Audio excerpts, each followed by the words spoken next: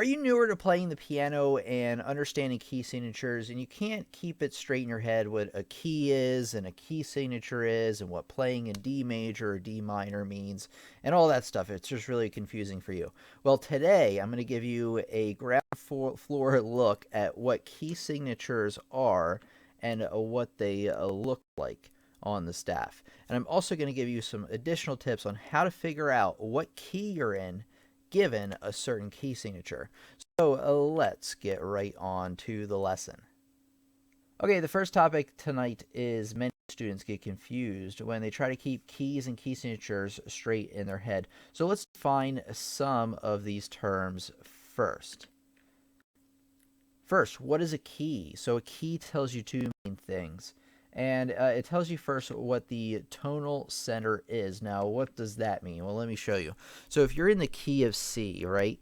C major, C minor, doesn't matter. What that is telling you is that the tonal center is also C, which means you generally the beginning and ending points of the piece or example or scale will begin and end or center actually around C. So if you're in the key of D, whether it's major or minor, the tonal center will be, of course, D right there. Or if it's B flat, the tonal center will be B flat. So that's the first thing it tells you. The next thing that it does tell you is it also tells you, the other thing it tells you, of course, is what sharps or flats are in that piece or example, or even if you're looking at a scale. So say we have the key of C. Now, I know you don't know this yet, or maybe you do know this, that the key of C has 0 sharps and 0 flats. We're going to get to that part a little bit later. But remember that it also tells you that the tonal center is C. So we're going to be beginning and ending on that note and playing all of the notes in between that are not sharp or flat. So all the white keys. So the key of C just happens to have 0 sharp, 0 flat. So that's what the key tells you is the beginning and ending note, basically, and which notes are in between that, just to kind of simplify it. Now, it's different for every key, and that's something that a lot of students struggle with. We're going to talk about that, like I said, as we go along in the lesson. But like the key of G, right? What is the tonal center of the key of G? Well, that's going to be G, of course. So if I play G, and also you might not know this already, but the key of G has 1 sharp, F sharp. So I'm playing from G up to the next G, and I'll have an F sharp in there. So that's what the key of G tells me and what it's going to look like on the piano. Next, we're going to talk about what is a key signature. Okay, the key signature is a grouping of sharps or flats in the beginning of a piece. And what that tells you, it's a visual representation of the sharps or flats that exist in that key or in that piece. Now, the thing is that it doesn't necessarily tell you what letter key you're in, and I'll explain this in a second, but it tells you what notes are sharp or flat throughout that piece. And one thing I want to mention is that you will have either sharps or flats. You will never have, a key signature with sharps and flats. So let's take a look at some examples here. First here, I want to show you this is what the key of C looks like. There is nothing at all written anywhere in the beginning of the piece that tells you any sharps or flats. So whenever you see that, you're talking probably about the key of C or a key of A. Now, let's take a look here at another key signature, or one that we can actually see. So C, we have 4 sharps now right before the time signature comes in, right here between the treble clef and the bass clef. Now you only need to read one clef or the other clef because the notes are actually the same. So what this is telling you is that, say I have, there's 4 sharps here, and if I draw a note where each of these sharps is, you would have the note F, C, G, and D. And what that tells me is that throughout this piece, whether, unless it tells you in the middle of the piece otherwise, that all Fs, all Cs, all Gs, and all Ds are sharped, even if they're not written in. But, like I said, think about the key name for this is the key of E. But the confusing thing, right, is that we have the 4 sharps F, C, G, and D. So where is the E in that? So like I said, the key signature itself doesn't tell you what key you're in, but you can use a trick to figure out what key you're in with a given key signature, which I'm going to talk about right now. Okay, like I said, next we're going to talk about how to figure out what key you're in if you have a key signature with sharps. So there's just 2 steps to this. Number 1, go to the last sharp in the key signature. That's the one all the way to the right. And then you want to move up 1/2 step. Now I'm going to show you what I mean by that. So let's take a look. Okay, we have our 4 sharps here, right? And like I mentioned before, we have F, C, G, and D. And now what I meant by go to the last sharp, the one all the way to the right, is the one all the way to the right, which happens to be D sharp. Let me move that down so you can see it. That's D sharp there at the end. This is the key to figuring out what key you're in. So you play D sharp on the piano. Or you can think about it in your head if you know the layout of the piano. And you go up 1/2 step, which is just to the next, also called a semitone, up to the next note above it. And what note is that? Hey, that is an E. So we are actually in the key of E. So remember, like, the 2 steps are go to the last sharp and then go up a 1/2 step or semitone on the keyboard. Now let's try another sharp key signature. Okay, this time I only got 2 sharps. So what key am I in? Well, what do I have to do first? Think about it. Think about it. You have to go to the last sharp, the one all the way to the right. And if I had a note there, that note would be C sharp. So you find C sharp on the keyboard. This is step 2. And you go up 1/2 step. And there you go. So that is D. The key of D has 2 sharps, F sharp and C sharp. We're going to do one more of the sharps. I think you probably get the idea. We're going to do one of the trickier ones. Let's do that. All right, let's talk about this key signature we have here. So step 1, what do? You go to the last sharp. Boom.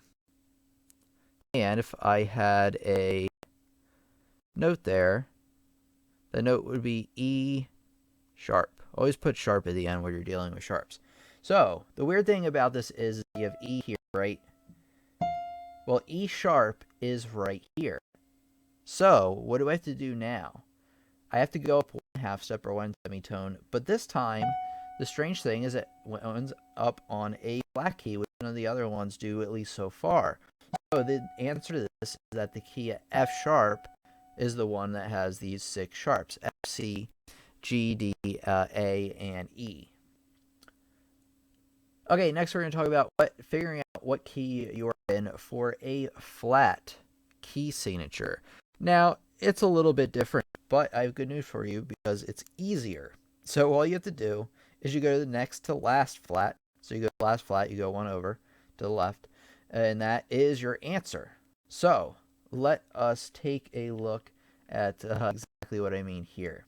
Actually, I'm going to bring up the piano for us because I think that'll be helpful. All right, let's bring this to a flat key signature. The first thing I have to tell you, though, well, actually, let me bring that up a little bit later. We have 2 flats.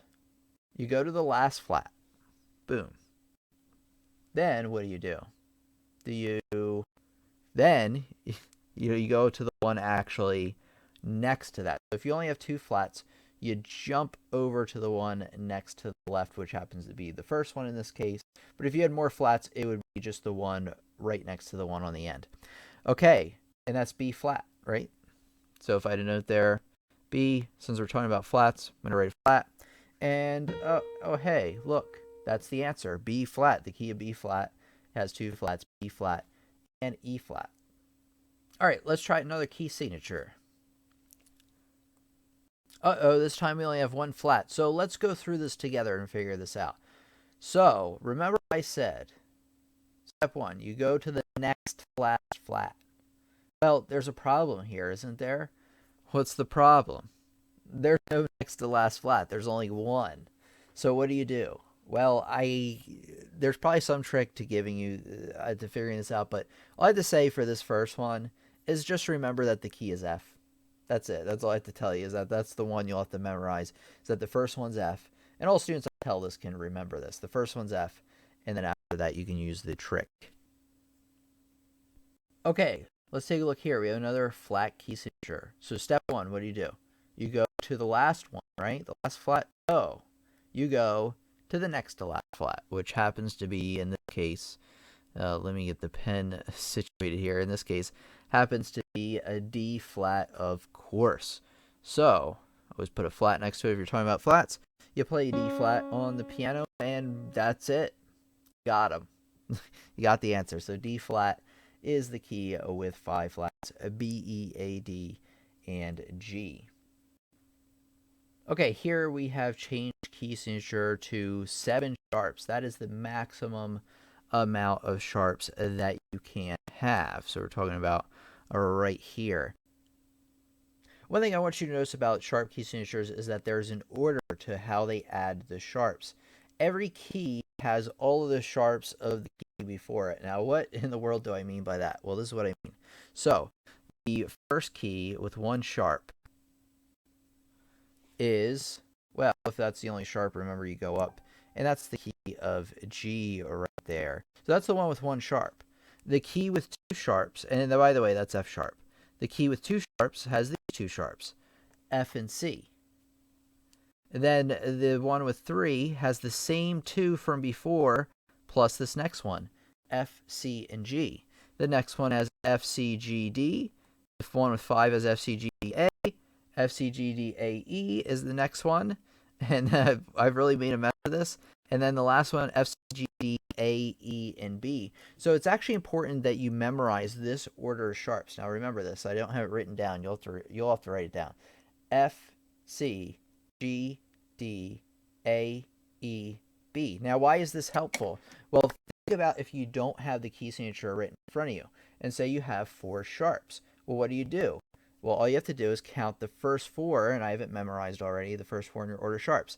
Remember, it's F, C, G, and then you stop at D. Those are the 4 sharps that you have in this key. And say you need to figure out what key you're in also. Well, you go to the last sharp you said, which is D sharp in this case, and then you actually go to the piano if you need to, and you go up 1/2 step, that gives you the key of E. So that's the secret to figuring out if the key signature is not written out in front of you. For step 1, say your order of sharps, as many sharps as you need. So if you only have 2 sharps, you say F sharp and C sharp. And then you go up 1/2 step from the last one you said, and that's it. Now with flats, there's another order to it. Let's talk about that. Okay, here we have changed key signature to the one with all flats. There are also 7 flats that you can possibly have. Now the order is B, E, A, D, G, C, F. B, E, A, D, G, C, F. It's actually the order of sharps in reverse, because the order of sharps was F, C, G, D, A, E, B, or if I just B, E, A, D, G, C, F. So it's flipped around if you want to make it a little bit easier. All right, now, with that said, if you have the one with 2 flats, the key with 2 flats, those 2 flats are B flat and E flat. In fact, the name of the key in that case is, of course, B flat, the next to last one you said. Now, what if I have one with 5 flats? And I don't have this written here at all. I need to figure this out from scratch. Well, I'm going to do, say, the first 5 of my order flats. B, E, A, D, G. What was the next to last one I said? D flat, right? And because we're talking about flats, you want to go to D flat instead of D. So D flat has 5 flats, B, E, A, D, and G. Okay, I have a website, pianolessonsontheweb.com, and if you like what you see over here on the YouTube channel, you're really going to like what you see over there, because I have over 25 courses that I've made all designed to help you learn piano, music theory, improvisation, sight reading, ear training, pretty much anything that I felt you needed to be a well-rounded musician. Think of it as like a little online music school for you. So it has the same types of lessons that you can expect from the channel. This my same style of teaching. I teach all but one of the courses, actually. One of the courses I had somebody help me out with, but I teach pretty much all the courses, so the same kind of style you can expect in these courses. They're for beginners, so if you are new to the channel, or if you need a review on the beginner stuff, there's a lot of stuff there for that. There's lessons for intermediate students and courses and lessons for advanced students as well. But in addition to the videos, you get actually a lot more than that. You get printable sheet music examples, assignments, activities, and a lot of other things to enhance your learning much beyond YouTube. So feel free to take a look around at what courses we have. As you can see, you have a browse courses right there. One thing I want to tell you though is that you can purchase courses either in individually. As you scroll down there, you just pick one out of the list, but you can also get them in course packs and get a good deal. So you can check out, view each pack, see the courses that are included in there, and you can get a good deal on it. So I highly recommend you go to pianolessonsontheweb.com to see the many courses that we have to offer. So thanks everybody. I just want to let you know about that. Okay, if you want to learn more about how key signatures work, I have a perfect lesson and group of lessons for you. You want to check out this playlist that I recommend, and you want to subscribe because we have new great lessons coming out all the time. And you don't want to miss out. You want to hit that notification bell so YouTube actually lets you know what's happening. So thanks everybody. This has been Tim from Lessons on the Web, and I'll talk to you real soon.